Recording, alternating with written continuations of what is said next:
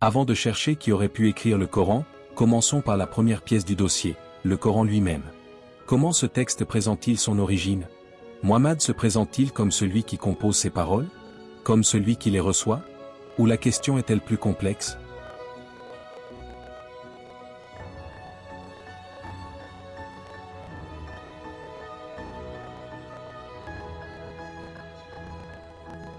L'un des passages les plus directs se trouve en sourate 26 du verset 192 au verset 195. Le texte dit notamment: c'est véritablement une descente en révélation du Seigneur des mondes. Puis, l'esprit digne de confiance, le fait descendre. Puis, sur ton cœur, pour que tu sois du nombre des avertisseurs.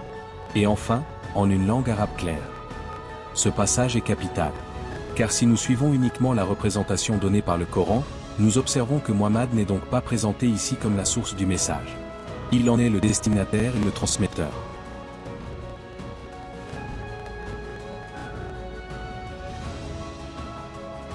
Un autre passage particulièrement célèbre se trouve en sourate 53 versets 3 et 4. Dans le contexte du passage, le discours est présenté comme n'étant pas produit par le désir personnel, mais comme une révélation communiquée. Ici, il faudra être précis dans notre vidéo. Nous n'avons pas besoin d'utiliser ce verset pour entrer dans le débat musulman sur la question de savoir si chaque parole prononcée par Muhammad constitue une révélation. Ce n'est pas notre sujet. Notre question est beaucoup plus limitée. Comment le Coran présente-t-il le message coranique? Et sur ce point, la réponse est claire. Comme quelque chose reçu, et non inventé par Muhammad.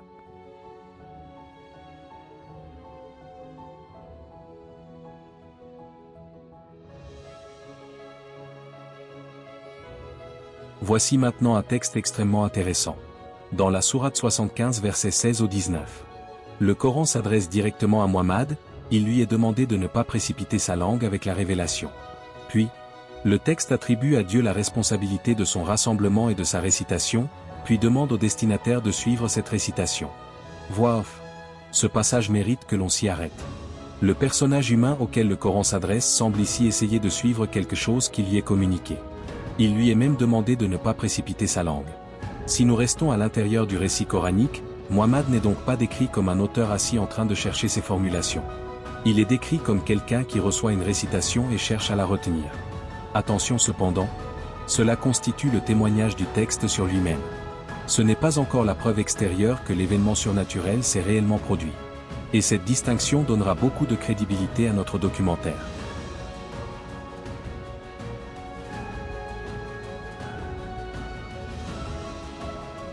Le Coran donne même une théorie générale de la révélation en la sourate 42 verset 51.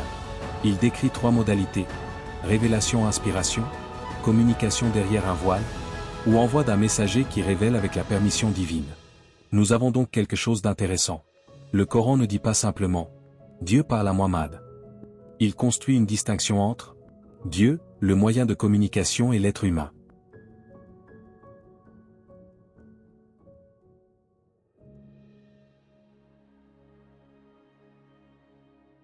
Et voici probablement l'un des éléments les plus intéressants pour notre enquête. La question « Et si un homme lui avait appris tout cela ?» n'est pas une objection moderne. Le Coran lui-même rapporte cette accusation. En sourate 16 verset 103, le texte dit en substance: ils disent, c'est seulement un être humain qui l'y enseigne. Puis il répond que la personne à laquelle ils font allusion possède une langue étrangère, alors que le message est formulé dans un arabe clair.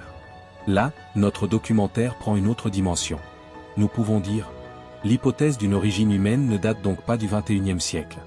Elle existait déjà pendant la proclamation du Coran. Des hommes de l'époque pensaient déjà pouvoir expliquer ces paroles par l'intervention d'un autre être humain. Et cela prépare directement notre futur chapitre consacré aux sources possibles du Coran.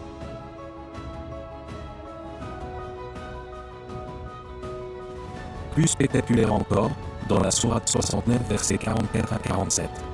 Le texte envisage explicitement l'hypothèse que le messager puisse attribuer frauduleusement des paroles à Dieu. Il affirme que si celui-ci inventait des paroles au nom de Dieu, il serait sévèrement puni.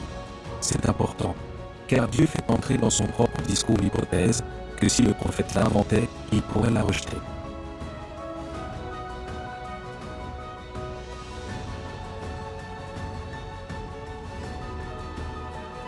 En la sourate 10 versets 37 et 38, Le texte affirme qu'il n'est pas une fabrication produite indépendamment de Dieu et met ses adversaires au défi de produire quelque chose de comparable. Nous retrouvons cette idée en sourate 2 verset 23, avec le défi de produire une sourate comparable, et en sourate 17 verset 88, où humains et djinns sont mis au défi de produire l'équivalent du Coran. Mais là encore, prudence. Nous ne dirons surtout pas. Personne n'a réussi, donc Dieu existe et le Coran vient de Dieu. Ce serait beaucoup trop rapide. Nous poserons plutôt la question.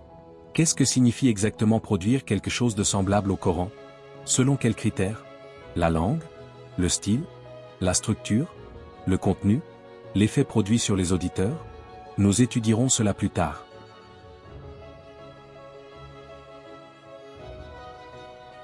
À ce stade, nous avons un premier résultat solide. Nous pouvons établir que le personnage de Muhammad tel qu'il apparaît dans le Coran n'est pas présenté comme l'auteur du texte. Il apparaît comme celui qui reçoit, celui à qui l'on récite, celui qui doit suivre cette récitation, celui à qui l'on ordonne de transmettre, et même celui qui serait condamné s'il attribuait faussement des paroles à Dieu. C'est une observation importante.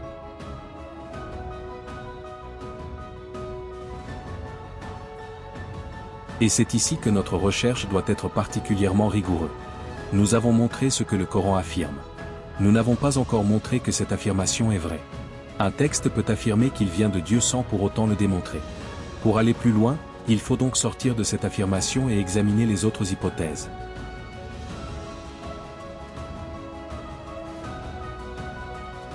Une première chose apparaît donc clairement. Le Coran ne se présente pas comme le livre écrit par Muhammad. Il se présente comme une parole reçue par lui. Mais cette déclaration ne suffit pas à établir son origine divine. La véritable enquête commence maintenant. Car si le Coran n'est pas la parole de Dieu, qui aurait pu produire ce texte? Muhammad lui-même? Un homme de son entourage? Des traditions juives ou chrétiennes? Ou plusieurs sources réunies progressivement?